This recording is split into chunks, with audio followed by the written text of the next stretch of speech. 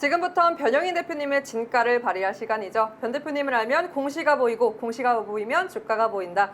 국내 최고 기업 공시 분석 전문가와 함께하는 수상한 공시 바로 시작해 보겠습니다. 오늘 수상한 공시에서 첫 번째로 다뤄볼 내용은요. 인적 분할, 액면 분할 결정한 SK텔레콤 국민주로 도약입니다. 자세히 살펴보면요. 동사는 84년 3월 설립돼 89년 11월 유가증권 시장에 상장했습니다. 사업 부문은 총 5가지로 구분이 되는데요. 유선통신, 무선통신산업, 보안사업, 커머스사업, 그리고 기타 사업으로 구분됩니다. 시장 점유율도 살펴보겠습니다. 무선통신사업 47%, 초고속 인터넷 부문은 29%, IPTV 부문은 30%를 점유하고 있으며 연결 종속회사로는 SK텔링크 그리고 11번가 등을 포함한 48개사가 있습니다. 금년 중에는 이 지주회사와 존속회사로 분할할 예정이라고 하는데요. 지난해 실적도 살펴보겠습니다. 연결 기준으로 매출 18조 6,247억 원, 영업이익은 1조 3,493억 원, 순이익은 1조 5,005억 원을 기록했습니다. 이는 2019년보다 매출은 5.0%, 영업이익은 21.8%, 순이익은 74.3%가 증가한 겁니다. 1분기 실적도 살펴보면 매출 4조 7,805억 원으로 전년 동기 대비 7.4%가 증가했고 영업이익은 3,888억 원으로 29%가 증가했습니다. 분기순이익은 5,720억 원을 기록하며 86.9%가 증가한 바 있는데요. 네, SK텔레콤 이번에 인적 분할과 액면 분할을 결정했죠. 네, 그렇습니다. 바로 어제 SK텔레콤이 아주 많은 일들이 좀 있었습니다. 네. 잠깐 좀 공시를 본다면 회사는 자기 주식 처분 결정과 회사의 분할 결정, 그 다음에 주식 분할 결정, 그리고 주주총회 소집 결의까지 총 한 4가지 정도의 공시가 좀 있었는데 자, 분할도 있고 자기 주식 처분도 있고 주식의 액면 분할도 있고 좀 이게 되게 어렵죠. 하나하나 좀 차근차근 좀 풀어보도록 하겠습니다. 바로 어제 이 처음에 나온 공시는요. 바로 자기 주식 처분 결정입니다. 회사는 지금 보유하고 있는 이 주식수 32만 7,500주를 이 주당 1억 6,375만 원에 이 처분한다. 그런데 좀 내용이 있는데 다소 큰 뭐 이 물량은 아닙니다. 사회 이사에 보수를 좀 지급하기 위한 명분으로 회사 자기 주식 32만 7,500주를 한 1억 6,300만 원에 처분하겠다. 자, 내용은 장외 처분입니다. 지금 500주 정도를 좀 장외 처분하겠다는 건데 지금 이 처분 대상 주식 가액은 32만 7,500원에 500주를 처분한다. 자, 여기서 뭐 이게 뭐 처분 금액에 대한 어떤 수량이 좀 미비하기 때문에 크게 뭐 이 환금성에 좀 제약을 줄 수 있는 요인이 아니기 때문에 이 공시는 좀 지나치도록 하겠습니다. 네. 다음은 회사 분할 결정이 좀 있었는데요. 자, 좀 어제 우리가 다뤄봤던 이 종목이었죠. 바로 만도가 이 자동차 실시 사업 부분을 좀 집중하면서 물적 분할했죠. 분할 신설하면서 물적 분할 방식으로 이 자동차 이 모빌리티 사업과 이 자율주행 사업 부분을 좀 더 집중하겠다라고 해서 이 신설법인에 따른 어떤 물적 분할을 좀 결정했는데 자, SK텔레콤도 역시 회사 분할을 좀 결정했습니다. 내용을 좀 보도록 할게요. 회사는 이 상법에 의해서 반도체 및 뉴 ICT 등 관련 피투자 회사의 지분의 관리 및 신규 투자 등을 목적으로 하는 사업 부분으로 단순 인적 분할하여 새로운 회사를 설립하고 자신은 상장법인으로 존속한다. 자, 어제 차이가 있었죠. 물적 분할. 자, 오늘 SK텔레콤의 경우에는 바로 이제 이 인적 분할인데 물적 분할과 인적 분할에 대해서 우리가 이제 다시 한번 좀 체크를 좀 해야 되겠습니다. 물적 분할 다시 한번 좀 용어 정리를 좀 해드릴게요. 물적 분할은 회사가 분할의 효과는 똑같아요. 회사를 나눈다. 회사를 둘로 쪼개는 건데 그럼 쪼개서 남는 회사와 새로운 회사가 남겠죠. 그래서 어제 만도의 경우에는 물적 분할의 방식으로 모빌리티 사업 부분과 자율주행 관련 사업 부분으로 이제 나눠졌죠. 그런데 그 당시에 물적 분할은 회사, 즉 주식회사 만도가 신선회사의 지분 100%를 소유하는 것. 이게 바로 물적 분할입니다. 그런데 인적 분할은요. 내가 SK텔레콤의 지분을 만약에 0.01% 갖고 있다. 1% 갖고 있다라고 했을 경우에 이 정해진 회사 분할 이 비율에 맞춰서 내가 분할 신설 회사의 지분도 동일하게 가져가는 건데 이거는 분할의 어떤 이 방법에 따라서 이 비율이 조금 다소 좀 달라질 수는 있겠지만 뭐 가장 간단하게 좀 이해를 한다면 내가 회사에 갖고 있던 SK텔레콤에 보유하고 있던 이 지분만큼 신설회사의 지분도 내가 받는다. 이게 바로 인적 분할입니다. 그래서 분할은 회사를 둘로 쪼갠다는 같고 물적 분할과 인적 분할의 방식인데 이 지분에 그러니까 즉 새로운 회사의 지분을 회사가 100%를 갖느냐 아니면 회사의 주주가 갖느냐 이 차이점으로 물적 분할과 인적 분할로 좀 나눠지는 겁니다. 그래서 이제 오늘 SK텔레콤은 인적 분할이기 때문에 SK텔레콤 주주가 신설법인의 지분을 갖는다. 이렇게 좀 이해를 하시면 되겠습니다. 네. 자, 분할 존속회사 SK텔레콤이고요. 분할 존속회사의 사업 부분은 유무선 통신 사업을 비롯한 사업이다. 지금 무슨 얘기냐면 SK텔레콤을 좀 나누는데 분할해서 기존에 남는 사업은 유무선 통신 사업을 비롯한 지금 현재 사업을 현재 이제 존속하게 되는 거고 신설회사는 뭐냐? SKT 신설투자 주식회사라고 이제 이 상호명한 가칭입니다. 분할 신설회사는 반도체 그리고 뉴 ICT 등 관련 피투자 이 회사의 지분 관리 그리고 신규 투자 등을 목적으로 하는 사업이다. 그러니까 지금 뭐냐면 반도체랑 뉴 ICT 등에 관련된 이 피투자 사업 그리고 지분의 관리, 즉 투자사로서의 어떤 면모를 좀 갖출 것이다. 투자 사업과 반도체 ICT 관련된 사업을 추진하겠다. 그러니까 신설법인을 통해서 지금 새로운 신규 사업을 좀 영위하는 건데 지금 SK텔레콤 내부에 있었던 반도체 및 뉴 ICT 관련된 사업 부분이 이 분할 신설되는 것이다. 그리고 피투자 회사 관리의 피투자, 그러니까 SK텔레콤이 기존에 투자했던 회사의 지분 관리를 이 신설 회사에서 좀 진행한다. 이렇게 좀 이해를 하면 되겠습니다. 마찬가지로 상법에 의해서 분할은 임시 주주총회 주주의 어떤 동의를 구해야 되는 사항이기 때문에 주주총회에서 이 결의안이 이제 통과가 된다면 분할 일정에 맞게 이 회사가 좀 나눠지게 될 텐데 자, 좀 뭐 특별한 내용들은 없습니다. 지금 뭐 우리가 이제 이미 알고 있는 것처럼 이 주식 분할에 대한 어떤 효과, 회사 분할의 효과를 우리가 크게 좀 뭐 좋게 보거나 호재로 보거나 반대의 경우에는 이게 어제 만두와 같은 이 시장의 좀 오해나 혼선을 좀 초래하는 게 있죠. 그런데 이게 분할의 방식의 차이거든요. 인적 분할이라는 거는 내가 분할 회사의 지분을 갖기 때문에 사업 모멘텀의 훼손도 없고 내가 투자한 회사의 어떤 투자 가치가 훼손되지 않았다라고 평가를 이제 단순하게 좀 하는데 물적 분할이라고 해서 어제 말씀드렸지만 회사를 간접적으로 투자한다고 해서 이게 내 지분 가치가 희석되는 것은 아니다. 단기적으로는 악재로 작용할 수 있으나 신설회사의 지분 회원 가치가 커갈수록 이 존속회사의 가치도 같이 동반 상승할 수 있기 때문에 이러한 요인으로 우리가 좀 판단을 해야 된다. 좀 말씀드렸습니다. 그러니까 의미만 다르고 주식의 재산 가치에는 변경이 없다라고 그렇죠. 말씀해 주시는 거죠? 그렇죠. 이제 이런 부분이에요. 직접 내가 신설회사의 주주냐 아니면 모회사를 통해서 그러니까 단순하게 그렇죠. 표현하면 모회사를 통해서 자회사의 어떤 이 간접 투자냐 이렇게 좀 볼 수 있는데 지금 이게 이 새롭게 분할 신설에서는 100% 자회사이기 때문에 사실은 그 효과는 좀 미비하다.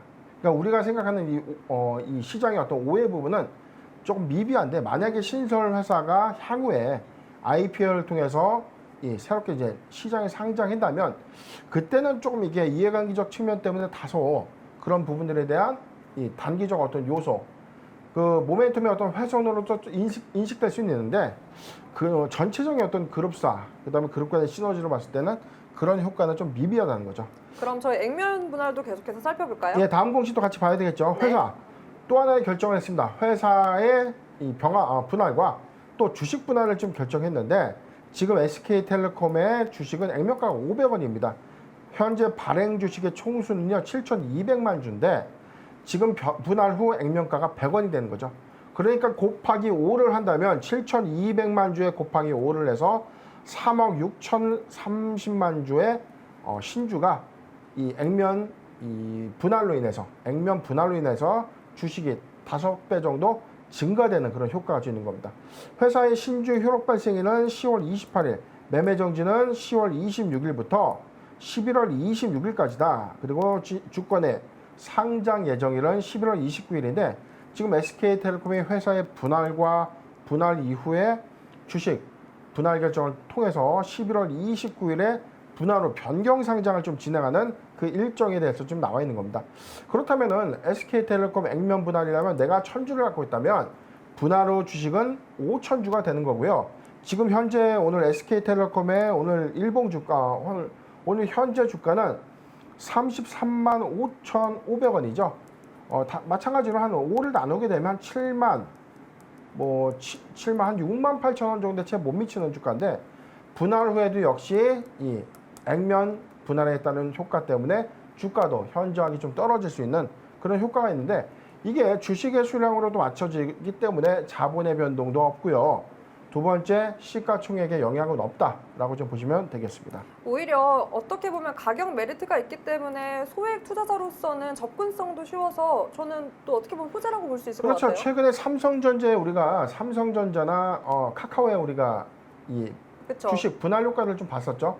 최근에 카카오를 우리가 좀 보더라도 카카오가 50만 원을 넘으면서 어마어마하게 이 주가의 한 주당 가치가 너무나 비싼 거예요. 그래서 투자자의 입장에서는 여윳돈을 가지고 많은 주식을 좀 그때그때 만약에 활용을 한다면 한 주로 이 적은 주식으로 많은 금액이 묶인 것보다 많은 주식으로 내가 필요한 만큼의 그쵸. 자금을 좀 융통할 수 있을 때 그런 어떤 베네핏이 좀 있기 때문에 지금 SK텔레콤은 33만 5천 원이라는 다소 이 주가가 좀 한 주당 이 주가가 좀 비싸기 때문에 상대적으로 한 7만 원 미만으로 좀 떨어져 준다면 오히려 이 소액 투자자들의 어떤 관심을 좀 더 이목을 좀 더 집중시킬 수 있다. 그리고 이 시드머니가 좀 작은, 즉 투자금이 좀 작은 일반 투자자들이 이 우량주를 우리가 선택할 때 선택지에 대한 어떤 폭이 좀 더 넓어질 수 있기 그렇죠. 때문에 이런 관점에서의 주식의 어떤 액면 분할 효과는 유통거래가 상대적으로 적은 그러나 성장성은 완연한 그런 시총 상위 종목들에서 이 분할 효과가 좀 나오게 되는데 SK텔레콤은 뭐 우리가 통상 아는 것처럼 우리가 이 차세대 우리가 1세대 이동통신의 강자 아닙니까? 시장의 점유율을 이제 가장 1위의 점유율을 좀 유지하고 있기 때문에 SK텔레콤의 어떤 분할 후 이후에는 카카오만큼의 어떤 시너지가 좀 나오지 않을까라고 좀 예상이 됩니다. 네, 그럼 저희 차트도 한번 살펴볼까요? 네, 차트 지금 잠깐 보도록 하겠습니다. 지금 최근에 이 주주 환원 정책 또는 이 인적 분할을 약간 환원 정책으로 좀 보는 케이스가 좀 있고요. 액면 분할도 거래 유동성의 어떤 상승 요인이 있기 때문에 추세적으로 어떤 단기의 상승 모멘텀으로 좀 작용할 수 있기 때문에 바로 주가가 답을 했습니다. 바로 6월 10날 33만 9,500원 신고가를 좀 달성을 했는데 자 월봉 주가에서도 최고예요. 그러네요. 지금 뭐 가장 높은 구간의 주가로 좀 형성되고 있는데 지금 작년에 이 탄탄한 저점 영역대는 22만 원 구간으로 좀 보여집니다. 22만 원 구간에서 25만 원 구간을 지속적인 어떤 박스권 구간에서 유지했다가 최근에 이 상단 돌파를 하고 난 이후에 견고한 실적 흐름, 견고한 성장 흐름으로 주가 연일 신고가를 좀 냈었는데 이후에 어떤 조정을 줬던 요 구간이거든요. 그런데 추가적인 어떤 상승을 이끌 수 있던 이 구간은 바로 회사의 분할과 액면 분할에 대한 어떤 기대감, 즉 회사가 향후에 이 변경 상장이 되고 난 이후에 다수의 투자자들에게 좀 이목을 집중시킬 것이다. 즉 국민주로 부각될 수 있는 가능성이 있다라는 시장의 평가들이 선반영되는 것이다라고 좀 이해를 하시면 되겠습니다. 지금 이 사실은 우리가 아까 공시를 하나 또 볼 텐데요. 그렇다면 우리가 분할 효과를 좀 봐야죠. 분할 효과 좀 잠깐 볼 텐데 그럼 언제까지 좀 우리가 보유하면 되는 건가? 좀 기준을 한번 더 보겠습니다.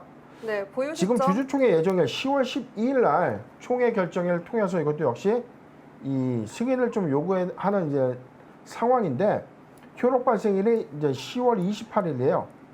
10월 28일까지 보유를 하고 있어야 되는데 지금 정지 기간이 26일이라는 거죠. 자, 기준이 좀 나와 있나요? 그러면 우리 분할 기준을 먼저 보도록 하겠습니다. 자, 여기를 보면은 나올 텐데 분할 기일은 좀 더 내려보도록 하겠습니다. 네, 분할 기일 지금 살펴보고 있습니다. 자, 분할 기일은 11월 1일이죠. 자, 기준일 관점에서는 11월 1일 이전까지 좀 보유를 해야 되는데 도래 일자는 아까 이 주식 분할 일정이 좀 더 빠르기 때문에 10월 28일에 이틀 전까지는 보유를 하게 된다면 변경 후 액면 분할 주식과 회사 분할 주식에 대한 어떤 11월 1일까지 보유한다는 관점에서 신설 회사의 지분까지 좀 우리가 받을 수 있는 요인을 고려한다면 10월 26일까지는 보유하고 있어야 된다. 달력을 한 번 더 보도록 하겠습니다. 정확하게 하기 위해서요. 달력 잠깐 볼 텐데 네. 10월 28일까지 보유해야 하는 상황이기 때문에 네. 10월 26일까지로 일단 짚어주셨는데 정확함을 위해서 지금 달력 한번 다시 체크해 보겠습니다. 자, 아까 10월 28일이니까 10월 26일 맞죠? 자, 다시 한번 정리해 드리겠습니다. 10월 26일까지 SK텔레콤의 지분을 보유한다면 분할 후 액면 분할되는 새로운 신주를 교부받게 되고요. 플러스 새로운 회사의 분할에 따른 분할 신설 회사의 지분도 받을 수 있다는 점 우리가 한 번 더 체크하시길 바라고. 자, 추세상에서는 지금 약간 다수의 이제 고가 부분이라고 우리가 인식할 수 있기 때문에 만약에 내가 10월 26일까지 신주를 좀 노려본다면은 아직은 시간이 좀 남아 있지 않겠습니까? 그렇기 때문에 우리가 좀 이 보는 관점에서는 저는 이제 추세적으로 이렇게 봅니다. 지금 30만 원 부분에서 단기적으로는 31만 원, 30만 원에서 31만 5천 원 구간은 1차 매수 유연 구간이다. 만약에 이 구간에서 지속적인 어떤 횡유진을 좀 해준다면 우리가 분할 주식, 분할 신설 회사의 주식과 액면 분할에 따른 어떤 이 새로 유입된 신주까지 노려보는 전략에서 30만 원에서 31만 5천 원은 1차 매수 유효 구간 포트 비중 5% 의견 좀 제시해드리고, 만약에 30만 원을 좀 이탈한다면 포트 비중을 10%까지 늘려줘 좀 좋은데, 저는 이 구간이 단기에 좀 내려갈 수 있는 시그널이 좀 아니기 때문에 30만 원에서 한 31만 5천 원 구간에 포트 비중 10%의 분할 매수 의견을 드리도록 하겠습니다. 네, 저희 인적 분할, 액면 분할 결정으로 국민주로 부각되고 있는 SK텔레콤 함께 살펴봤는데요. 네, 날짜 짚어주신 내용 다시 한번 정리해 드리겠습니다. 10월 26일까지 보유해야 이 신주 교부와 분할되는 신설 회사의 지분도 받을 수 있다고 날짜 짚어주셨고요. 그렇기 때문에 신규 진입 노리시는 분들은 30만 원에서 31만 5천 원 선 구간 포트 비중 5% 전략 제시해 주셨습니다. 그리고 만약 30만 원 이탈한다면 포트 비중 10% 늘려도 좋다라고 했지만 이 호재가 있기 때문에 내려갈 가능성은 희박할 것 같다. 그러니 30만 원에서 31만 5천 원 선 구간 포트 비중 10%로 분할 매수해가는 전략 제시해 주셨습니다.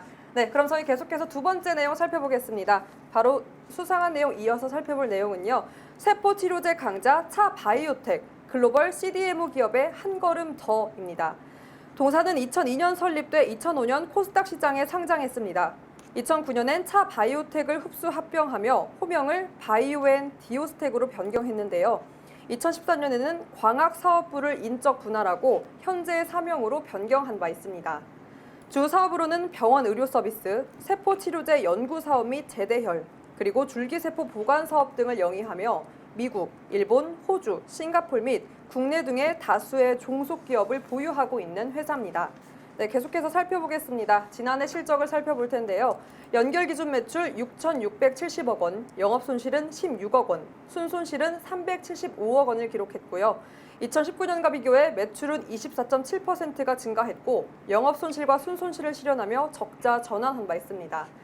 1분기 실적은 매출액이 1,678억 원으로 전년 동기 대비 8%가 증가했고 영업이익은 50억, 분기순이익은 43억 원을 기록하며 흑자 전환한 바 있습니다.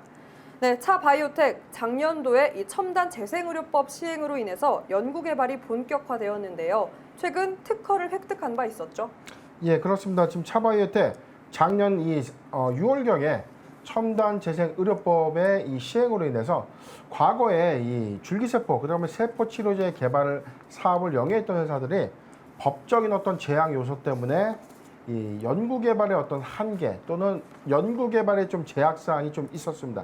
그런데 작년 6월에 첨생법 시행 이후에 이런 임상 연구라든가 세포 치료제 어떤 개발이 본격화되면서 작년 이 하반기부터 제가 좀 강조드렸던 어떤 이 바이오 현재 파이프라인의 좀 이동 관점에서는 이 줄기세포 관련주와 세포 치료제 관련 종목에 우리가 좀 주목해야 된다. 그리고 2021년도에는 제가 올해 초였죠. 증시 대전망에서도 이 첨생법 관련된 이 수혜주가 이 연구 개발에 대한 어떤 이 내용들이 좀 도출되는, 즉 특허가 나오거나 임상 결과에 대한 어떤 좋은 유의성 결과들이 좀 나오는 시점이라면 관련 섹터에 우리가 좀 주목해 볼 필요가 있다. 그런데 지금 전조적인 어떤 흐름에서는 그런 부분들이 좀 우리가 감지되고 있죠. 최근에 HLB 파워를 인수했던 TS 바이오의 경우에도 NK 세포 치료제를 이 연구 개발하는 이 사업을 하고 있거든요. GMP 실험을 좀 보유하고 있는 이 회사가 새롭게 우회 상장의 형태로 HLB 파워를 인수해서 이 사업을 좀 이 주력 사업으로 진행하려고 하는 그런 흐름입니다. 그렇기 때문에 지금 이 강자인 차바이오텍 등등의 이 첨생법 관련 이 종목들에 우리가 좀 주목해 볼 필요가 있는데 대표님, 그래서 여담으로 제가 아마 보시는 시청자분들 중에 여자분들은 느끼실 텐데 작년부터 이 줄기세포 관련된 화장품들이 굉장히 많이 나왔어요. 그렇죠. 이게 첨생법 시행 이후에 좀 이 제재사항이 있었는데 상대적으로 치료제 시장보다는 이 화장품 물질에 이 포함되는 그런 어떤 원료 화장품에 네, 맞아요. 들어가는 그런 사업 부분이 먼저 선행될 수 있는 겁니다. 실질적으로도 제가 경험해 본 바로는 인체 조직의 어떤 일부분을 배양해서 이 가루화시키거든요. 가루화시키는 이 화장품의 베이스를 이 화장품 토너와 섞어가지고 이제 바르는 겁니다. 자기 전에. 그렇기 때문에 피부에 어떤 재생 효과와 노화를 좀 방지해주거나 탄력을 좀 유지시켜주는 어떤 재생의 어떤 기능들이 좀 있다고 해서 저는 한 2번 써보긴 했지만 그래서 이렇게 동안을 유지하는 2번 써서 이렇게 됐으면 뭐 이건 뭐 획기적인 발전이겠죠. 영수가 자, 정말 그거는 모르는 뭐 게 없어요. 타고난 거고요. 네. 자, 어찌됐든 지금 이 줄기세포가 화장품으로 먼저 선행돼서 이 물질, 화장품 원료에 첨가되는 물질로 지금 먼저 상용화가 되고 있었지만 앞으로는 이게 이 세포 치료제 몸에 있는 지방 세포를 우리가 이용해서 배양해 가지고 우리의 이 몸속에 있는 어떤 질환을 이 치료해주는 그런 이 치료제 시장이 본격화되었다는 겁니다. 잠깐 6월 10일 이 특허 내용을 좀 보도록 하겠습니다. 차바이오텍 기타 경영상을 통해서 특허권 취득 소식을 좀 전해왔는데요. 신경 전구 세포의 증식 방법 및 증식된 신경 전구 세포를 포함하는 신경 질환 치료용 조성물을 특허를 취득했다. 이게 뭐냐면은 우리 이 세포를 통해서 신경 질환의 치료용 조성물을 좀 찾아냈다는 건데 지금 내용을 좀 보면 저산소 조건 하에서 대량으로 증식할 수 있는 이 배양 기술이다. 그리고 신경 전구 세포는 여러 형태의 신경 세포로 분화할 수 있는 세포인데 이 적용할 수 있는 게 대량 증식한 이 신경 세포를 통해서 이 파킨슨병, 알츠하이머병 등의 이 신경 질환 치료를 치료할 수 있다는 겁니다. 최근에 미국에서 이 치매 치료제가 처음 시판 허가가 좀 됐죠. 네. 관련해서 단계에 좀 모멘텀으로 좀 부각되는 듯 했지만 실질적으로는 그게 일회성 테마에 좀 국한됐죠. 맞아요. 하루 반짝하고 상승분을 다 반납했습니다. 자, 그런데 거기서 끝나는 게 아니죠. 우리가 NK 세포 치료제 또는 세포 치료제, 줄기세포 치료제 많은 부분들에 대해서 우리가 언론을 통해서 많이 접해보는데 이러한 지금 특허 취득 이후에 본격화된 임상 데이터가 새로운 어떤 이 사업을 선도할 수 있는 이 모멘텀이 좀 될 수 있는데 이러한 관점에서는 연구 성과가 올 하반기 내년부터는 좀 더 본격화되지 않겠는가라는 이 관점에서는 이 모멘텀을 우리가 좀 잘 지켜봐야 된다라고 좀 분석을 해드리겠습니다. 네, 그럼 대표님 보다 자세한 분석을 위해서 차트도 한번 살펴볼까요? 차트 잠깐 보도록 하겠습니다. 네. 지금 차바이오텍은 일봉상 저점 영역대가 지금 14,000원대예요. 그리고 이 바닥 영역을 탄탄하게 지지대주고 이 지지대가 16,000원 구간인데 자, 여기서 지지되지 않고 주가가 크게 오른 부분이 없다는 거죠. 작년 하반기 6월 달에 상승했던 이 부분은 첨생법 시행에 따른 어떤 본격화, 사업의 본격화에 대한 어떤 기대감이 선반영 좀 됐다가 주가 좀 조정은 좀 있었지만 최근에 조정 이후에 다시 주가에 추세적 변화를 일으켰던 바로 이런 요인 중에 하나가 세포 치료제 사업의 어떤 본격화 또는 임상 실험의 어떤 본격화, 새로운 어떤 사업의 이 본격화를 좀 의미하는 거다. 자, 선반영 효과에서는 지금 특허가 좀 계속 나오고 있습니다. 특허가 지속적으로 좀 나오고 있는 점, 이후에 임상 데이터에서 어떤 유의성 결과 충분하게 확보가 된다면 충분하게 차바이오텍은 그렇게 크게 오른 종목은 아니다라고 좀 분석이 되고요. 자, 매수 타점을 좀 잡아드리도록 하겠습니다. 전 관점에 따라 좀 다른데 지금 이 구간이죠. 1차 매수 유연 구간은 전 이 구간입니다. 18,000원에서 19,000원 구간은 18,000원에서 19,000원 구간은 1차 매수 유효한 구간이다. 18,000원에서 19,000원은 1차 매수 유효인데, 자, 포트 비중 10%의 분할 매수 의견이고요. 만약에 18,000원 좀 이탈한다면 적극적 매수 구간인데, 자, 이 구간에서는 매수한다면 크게 빠질 구간은 아니다라고 좀 보여지기 때문에 16,000원에서 18,000원 구간은 역시 추가 포트 비중 10%의 분할 매수 의견을 드리도록 하겠습니다. 자, 그럼 엑시트는 언젠가 첨생법 관련된 임상 데이터 또는 이 섹터가 부각되는 시점에 대시세 한번 낼 수 있는데, 자, 저는 이런 하반기부터 좀 더 본격화되지 않겠는가라는 힌트적 관점을 우리가 잘 살펴보고요. 그 다음에 신문 속에 항상 답이 있습니다. NK 세포치료제 또는 줄기세포 시장의 어떤 관련된 내용들이 지속적으로 좀 부각된다면 차바이오텍은 충분하게 추세 전환에 따른 어떤 시세를 분출할 수 있다는 점 우리가 눈여겨볼 필요가 있다라고 의견 드리겠습니다. 네, 저희 첨단 재생 의료법 시행 후 본격적으로 연구 개발되었고요. 또 글로벌 CDMO 기업에 가까워지고 있는 차바이오텍 살펴봤습니다. 타점 짚어드리겠습니다. 네, 신규 진입 노리시는 분들은 18,000원에서 19,000원 선 구간 1차 매수 유효하다라고 말씀 전해주시면서 포트 비중은 10% 정도 분할 매수해가는 전략 제시해 주셨습니다. 네, 그리고 만약 이탈한다면 16,000원부터 18,000원 추가 포트 비중 10% 역시 분할 매수해가는 전략 제시해 주셨습니다. 네, 그럼 저희 계속해서 마지막 내용도 살펴보겠습니다. 수상한 공시 마지막으로 살펴볼 내용은요, 바로 고려 신용정보 기관이 담을만 했네입니다. 왜 담을만 했는지 자세히 짚어보겠습니다. 동사는 91년 6월 설립돼 2002년 1월에 코스닥 시장에 상장했습니다. 주 사업으로는 채권 추심업, 신용조사업, 민원 대행업을 영위하고 있는데요. 국내 채권 주식 업계 1위로 사업을 점유하고 있습니다. 매출 포지션은 신용조사업 97.9%, 금융부문은 2.1%로 구분되어 있는데요. 지난해 실적을 살펴보면 연결 기준 매출액 1,332억 원, 영업이익은 103억 원, 순이익은 100억 원을 기록했고요. 이는 2019년보다 매출은 14.4%, 영업이익은 28.1%, 순이익은 52.2%가 각각 증가한 겁니다. 최근 1분기 실적도 살펴보면 연결 기준 매출액 355억 원으로 12%가 증가했고요. 영업이익은 27억 원, 분기 순이익은 25억 원을 기록했습니다. 전년 동기 대비 영업이익과 순이익은 각각 63% 그리고 44%가 증가한 바 있습니다. 이는 본업인 채권 추심업 매출이 급증한 데 따른 실적 개선으로 자회사인 대부업체 매출 비중은 미미하지만 높았다는 평가를 받고 있는데요. 네, 고려 신용정보 이번에 중간 배당을 결정했다고요? 네, 그렇습니다.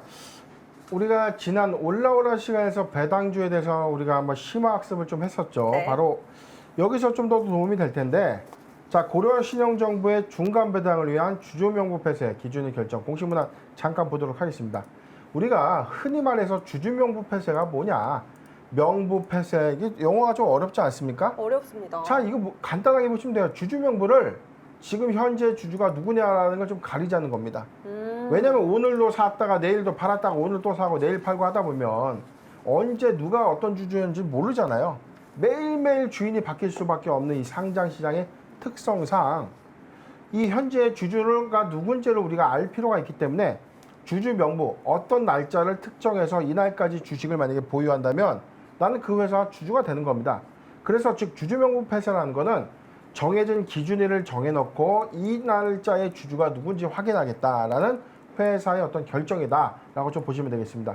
지금 중간 배당을 주기 위해서 주주를 좀 가리자라는 공시인데 이 배당의 어떤 명부 폐쇄 기준일은 바로 6월 30일입니다. 자, 우리가 혼선할 필요가 없어요. 중간 배당, 즉 중간 배당이라서 반기 1년에 2번 하는 배당 중에서 중간에 하는 이 배당의 경우에는 6월 30날이 그냥 기준일입니다. 12월 결산법인 그다음에 결산 이후에 이 온기, 그냥 특정적으로 12월 결산법인들이 중간 배당을 결정할 때 기준일은 6월 30날, 즉 6월 30날까지 주식을 보유하고 있는 이 투자자에 한해서 이 배당을 좀 주겠다는 건데 6월 30날이면 달력 좀 보도록 하겠습니다. 6월 30날이 수요일이니까 6월 28일까지 주권을 보유하고 있어야만 고려 신용정보에 이 중간 배당을 좀 받을 수 있다. 지금 배당금은 아직 확정되진 않았지만 자, 내용을 보도록 하겠습니다. 회사 정강 58조에 의거해서 권리주주를 확정에 관한 이 결정이다. 분기 배당은 주주명부 폐쇄 없이 기준일만으로 권리 주주를 확정한다. 즉 회사는 별도의 어떤 주주 명부를 가지지 않겠다. 6월 말까지만 주식을 보유하고 있으면 배당을 주겠다는 건데 그럼 그 말 듣고 우리가 6월 30날 덜썩 사면 안 되죠. 안 되죠. 이틀 전에 사셔야 6월 30일자 그쵸. 기준일 주주 되는 겁니다. 배당 금액 및 지급 결정은 추후 이사회에서 결정하겠다. 자, 그렇다면 배당에 대해서 한 번 더 짚고 넘어가겠습니다. 회사라는 게 예를 들어서 우리가 100억의 영업 단기 순이익을 냈다. 그렇다면 회사가 30% 정도를 좀 떼어내서 30억 원을 우리 주주들한테 고르게 나눠주는 것을 이제 배당이라고 하는데, 자, 그렇다면 30억을 우리가 1년에 한 번에 줄 것인가, 두 번 나눠서 줄 것인가라는 건데, 지금 고려신용정보의 경우에는 중간 배당을 통해서 먼저 일부 배당금 주고 기말에 다시 배당 결정을 해서 기말 배당금을 좀 줄 것으로 좀 보여지기 때문에 지금 중간 배당을 위해서 명부회계는 했지만 배당 금액과 이 지급 일정에 대해서는 추후 재공시하겠다라는 공시입니다. 네, 그럼 저희 한번 차트도 살펴볼까요? 네, 지금 우리가 배당을 좀 받기 위해서 항상 강조드렸던 그럼 뭐 배당만 받으면 배당금 우리가 받았으니까 돈을 벌었네요 하고 덜썩 6월 28일에 막 샀다면 그렇게 막 사는 게 아니죠. 왜냐하면 배당하고 나서 시가 배당률이라는 게 있습니다. 전일 종가 대비해서 회사에서 지급받는 이 배당금의 이 프로테이지가 메리트가 충분해야 되는데 만약에 그렇죠. 배당 성향 우리가 이제 시가 배당률이라고 부르거든요. 전일 종가를 기준으로 해서 내가 배당을 만약에 50원을 받았다. 그럼 현재 주가 대비 50원을 나눴을 때 몇 프로의 어떤 이익률이 좀 나오죠. 지금 지난해 시가 배당률이 한 4.6%예요.